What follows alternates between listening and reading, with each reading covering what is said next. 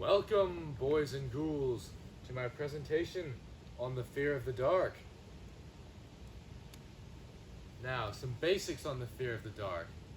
The actual phobia itself is called nyctophobia, and it is a manifestation of a fear that is prevalent in 6 to 12-year-olds while they're developing their scared of the dark.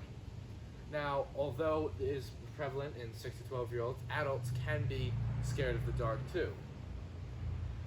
Adults are not exactly scared of the dark itself, but rather the lack of stimuli and what could be hiding in the dark, and their overactive imagination when it comes to that.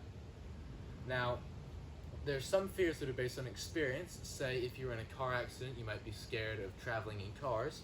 However, nyctophobia, or the fear of the dark, is an innate fear that has been passed down by generations since the early humans, and it is an innate fear of the dark in general.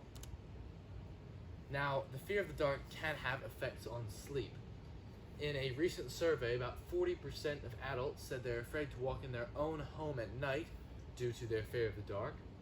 10% were scared to use their bathroom, waking up at night to use the bathroom. And about half of people who categorize themselves as bad sleepers said they were also afraid of the dark.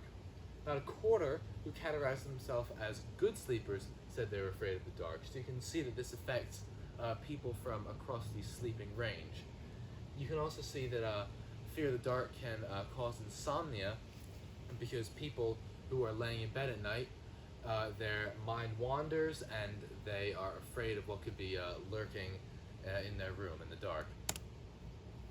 Now, some treatment and additional facts on nyctophobia. It is an age-inappropriate fear, so simply a child being scared of the dark would not qualify as nyctophobia. However, let's say a grown man being terrified to go into dark rooms, that would count.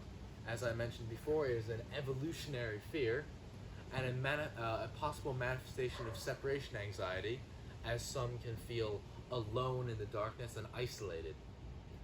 Incremental exposure is possibly the best way to deal with this fear, as it can slowly give people exposure to the fear of the dark. Now, you can either do this through short spells of time in very dark places, or longer spells of time in sort of increasingly darker places. Now, a non-threatening environment is crucial in helping a subject get over their fear of the dark, and relaxation and deep breathing is also very important to calm the subject. Now, the fear of the dark is also prevalent in pop culture, with an Iron Maiden album being called Fear of the Dark, with a song of the same name on that album. Multiple films have the same name, Fear of the Dark, as well as the entire horror genre having lots of ideas and darkness embedded in them. Most horror movies take place at night to add to the isolation and anxiety that the audience feels. When you watch a movie, you're oftentimes in the dark to add to that isolation and fear of what could come next. Halloween shares a lot of the same ideas as the horror genre, trick-or-treating taking place at night, and lots of dark and foreboding images being portrayed.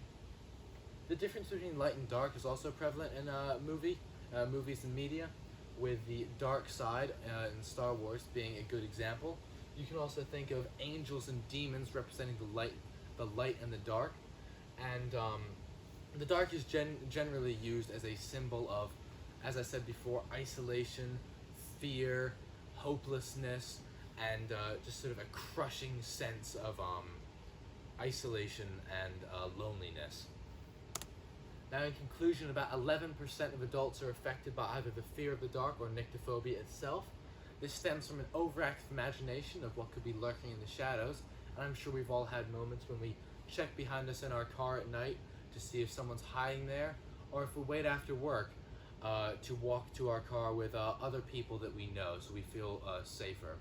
However, when you walk to your car and you hear something behind you go bump, maybe you're not alone.